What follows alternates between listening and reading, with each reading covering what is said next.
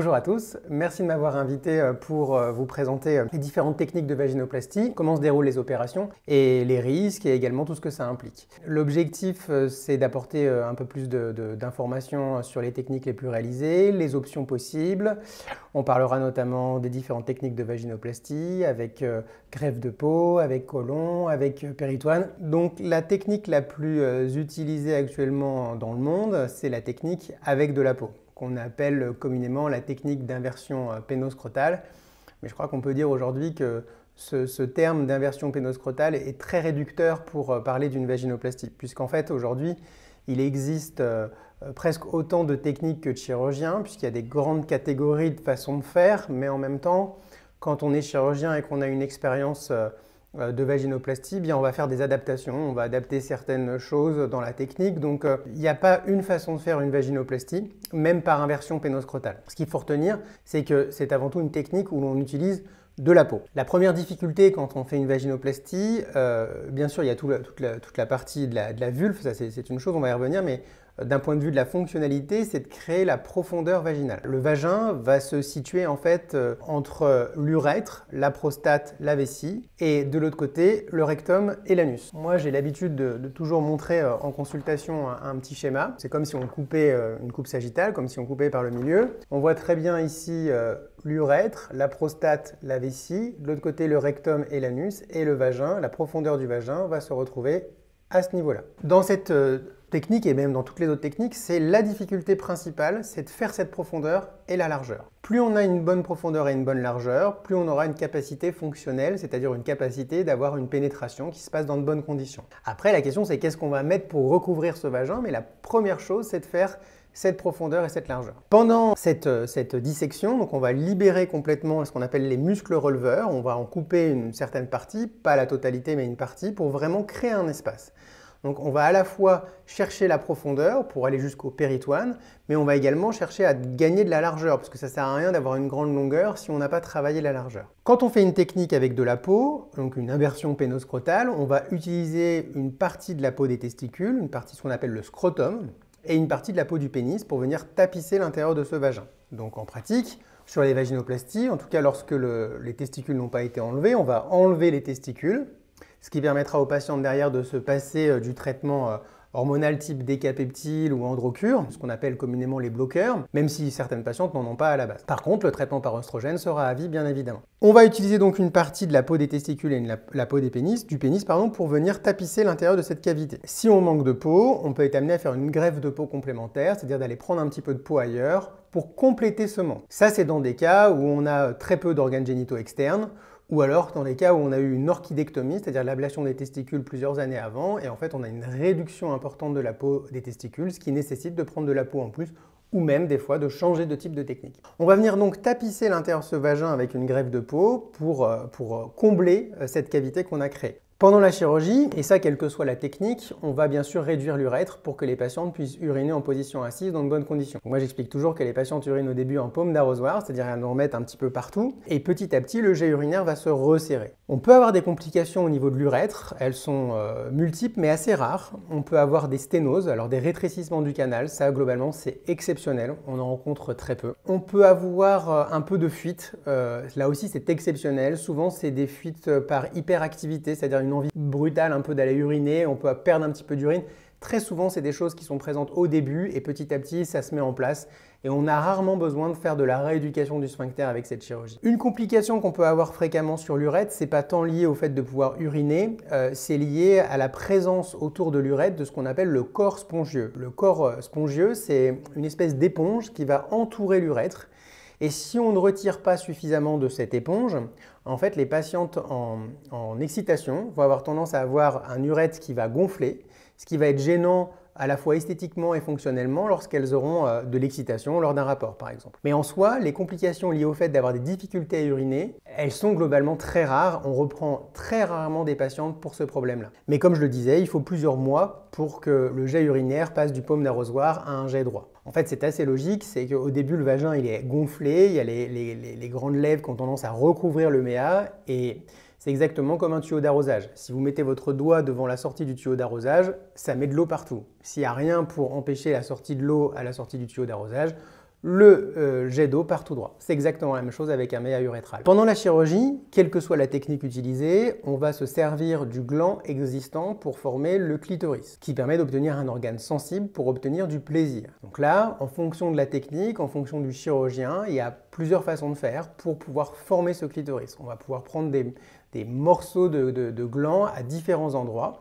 pour former ce fameux clitoris. L'objectif, c'est d'avoir un organe sensible. Donc pour cela, on est quand même obligé de prendre un minimum en termes de surface. Mais c'est également d'avoir quelque chose de joli, qui ne soit pas trop gros, parce que si on a un gland clitoridien trop important, ça peut être pas très joli d'un point de vue de l'esthétique globale. Donc on va prendre un morceau de ce gland pour former ce clitoris et au début, les patientes décrivent quasiment toutes une hypersensibilité, c'est-à-dire comme si on enfonçait des petites aiguilles, comme s'il y avait des décharges électriques. Le clitoris est extrêmement sensible et ça met des mois à se mettre en place. Souvent, j'explique à mes patientes qu'il faut entre 1 et 2 ans pour avoir une sensibilité totalement apaisée au niveau du clitoris. Ça ne veut pas dire que pendant 1 ou 2 ans, c'est affreux et non utilisable. Ça veut dire que on peut avoir une sensibilité qui n'est pas encore totalement normale, totalement cicatrisée. Pendant cette période de cicatrisation, les patientes souvent arrivent quand même à obtenir l'orgasme, à jouir. Ça dépend évidemment de leur capacité à l'obtenir, c'est-à-dire qu'il faut quand même apprendre à connaître son corps, savoir comment son corps fonctionne, comment se donner du plaisir. Dans les études, on a à peu près 80% des patientes qui arrivent à obtenir l'orgasme et le temps pour atteindre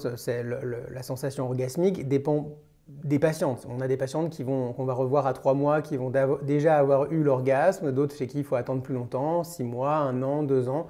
Ça va dépendre aussi de leurs expériences précédentes et de leur expérience après la vaginoplastie. Pendant la chirurgie, on va mettre à l'intérieur du vagin ce qu'on appelle un conformateur. Alors nous on l'appelle comme ça, on peut l'appeler de plein de manières différentes. En fait, c'est un pansement qu'on met à l'intérieur du vagin qui permet de maintenir la profondeur et la largeur. En fait, ça va permettre de maintenir plaquée la greffe de peau. La greffe de peau, elle va adhérer exactement comme quelque chose que l'on collerait à un endroit. Et pour que ça colle correctement, il faut mettre ce conformateur. Alors la durée de mise en place du conformateur va dépendre des équipes. Moi, je les laisse 7 jours. Si on opère le lundi de la semaine d'après, on enlève le conformateur et on va commencer à ce moment-là les fameuses dilatations. Les dilatations, elles sont capitales, fondamentales pour maintenir la profondeur et la largeur du vagin. Là aussi, toutes les équipes ont leur protocole de dilatation. Ça va dépendre de leurs expériences. Les équipes vont demander de laisser plus ou moins longtemps les dilatateurs. Mais je pense que le plus important, c'est une fois qu'on a choisi son équipe, c'est de suivre les conseils du chirurgien qu'on a choisi. Notre protocole, nous, c'est de faire 4 dilatations par jour les 2 premiers mois, puis 3 fois par jour les 2 mois suivants, puis 2 fois par jour les 2 mois suivants, puis 1 fois par jour les 2 mois suivants. Ensuite, on va passer à 1 fois tous les 2 jours pendant 2 mois, 1 fois tous les 3 jours pendant 2 mois, ensuite 1 fois tous les 4 jours, etc., etc. On va ainsi diminuer très progressivement le nombre de dilatations jusqu'à obtenir une dilatation de 1 fois tous les 15 jours. Mais attention, pour passer de 4 fois par jour à 1 fois tous les 15 jours, ça prend environ 3 ans. Donc c'est très long. On ne peut pas se permettre d'espacer trop rapidement. Lorsqu'on espace trop vite, le corps en fait va essayer de se refermer à ce niveau-là et on va perdre le bénéfice de la chirurgie. Les dilatations ne sont pas faites pour avoir un vagin plus profond, plus large. Elles sont faites pour garder ce qui a été créé. Donc si à la base, on a une bonne profondeur et une bonne largeur, le fait de faire des dilatations va permettre de garder cette profondeur et cette largeur. Donc c'est pour ça que dès le début, il faut être extrêmement sérieuse et ne rien lâcher. Les dilatations, c'est vraiment quelque chose de dur aussi bien physiquement que psychologiquement, puisque déjà c'est long. Chaque dilatation au début, le temps de faire tout, c'est-à-dire la dilatation plus le lavage, c'est presque 1 heure de temps. Donc ça prend du temps à faire, ça prend du temps pour se préparer. 4 fois par jour, c'est presque un job à plein temps. Je pense qu'on a beaucoup de patientes qui malheureusement ne se rendent pas forcément compte de ce que ça représente en termes d'investissement de temps. Et également d'un point de vue psychologique, parce que quand vous passez votre temps à vous dilater, c'est pas très marrant, on ne fait pas d'autre chose. Puis en plus, ça peut faire mal, parce que les dilatations chez certaines patientes vont très bien se passer avec très peu de douleur. Et chez d'autres patientes où on a des difficultés de cicatrisation, eh bien on va avoir des dilatations plus difficiles à faire. Et c'est particulièrement chez ces patientes-là qu'il va falloir être extrêmement rigoureuse. Parce que lorsque la cicatrisation est parfaite, que les dilatations font pas mal, c'est à la rigueur facile. Mais quand elle commence à être difficile, c'est que le corps en fait est en train de cicatriser. Et c'est là qu'il ne faut rien lâcher. Parce que si on lâche, on perd et on perd définitivement. Ce qu'on a perdu, on peut très difficilement le regagner, sauf au prix d'une nouvelle chirurgie encore plus risquée que la première. On a beau le répéter, on a beau dire qu'il faut faire des dilatations, je pense qu'il y a vraiment, quand on commence à les faire, qu'on réalise vraiment ce que ça représente les dilatations. Concernant l'aspect esthétique du vagin, aujourd'hui c'est difficile sur une vidéo d'expliquer concrètement la technique qu'on va utiliser pour faire un vagin. Là encore, comme je le disais en préambule, chaque chirurgien utilise un petit peu sa technique, mais globalement, on va utiliser beaucoup de la peau du pénis, une partie de la muqueuse urétrale pour former les grandes lèvres et les petites lèvres. Il n'y a pas un vagin, il y a autant de vagins qu'il y a de patientes. Tous les vagins sont différents puisqu'à la base, on va les faire avec les organes génitaux qu'on a à disposition. Donc c'est pas la même chose de faire un vagin avec quelqu'un qui a un pénis d'une taille entre guillemets normale et quelqu'un par exemple qui va avoir un micro-pénis ou un pénis circoncis. On n'a pas les mêmes possibilités. Donc c'est important aussi de ne pas se comparer, de ne pas regarder par exemple des photos qu'on peut trouver sur internet ou même regarder le résultat esthétique d'une amie qui aurait été opérée. Non, on peut avoir une idée de à quoi va ressembler son vagin, mais ce ne sera pas exactement la même chose. D'où l'intérêt en consultation de pouvoir visualiser plein de différences, plein de vagins différents pour avoir une idée globale de l'aspect esthétique définitif. Il faut du temps. Il faut environ 1 an pour avoir l'aspect esthétique définitif du vagin. Les patientes, quand elles sortent, elles ont un vagin qui est gonflé avec de l'hématome, des écoulements parfois, enfin des aspects pas très jolis. Ça met du temps. Ça met du temps à cicatriser. Et c'est d'autant plus long que les patientes font des dilatations 4 fois par jour. Avec 4 dilatations par jour, on freine énormément la cicatrisation, on ralentit le processus de cicatrisation, notamment au niveau de la fourchette vulvaire, c'est-à-dire du bas du vagin. On va avoir une zone souvent qui est très fragile du fait des dilatations. Donc, on a un aspect différent d'une patiente à l'autre et ça met du temps. J'ai aussi l'habitude de dire à mes patientes qu'on ne crée pas un vagin de femme cis.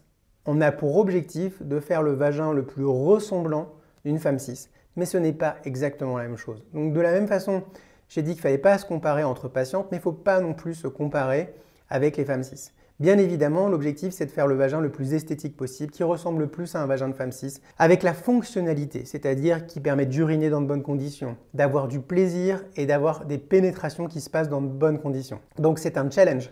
C'est un challenge esthétique et c'est un challenge fonctionnel. À partir de là, une fois qu'on a bien compris ça, tout se passe bien. Mais il faut avoir des attentes réalistes, c'est-à-dire que les attentes de son vagin doivent être réaliste, c'est-à-dire que le chirurgien il doit permettre de comprendre à quoi va ressembler votre vagin pour pas avoir des attentes irréalistes. Notamment sur la confection du clitoris, on ne fait pas le même clitoris qu'une femme cis. Sur la confection des grandes lèvres et des petites lèvres, en fonction de la technique, le résultat est différent, mais on n'a aucune technique qui permet de reproduire exactement les mêmes petites lèvres qu'une femme cis.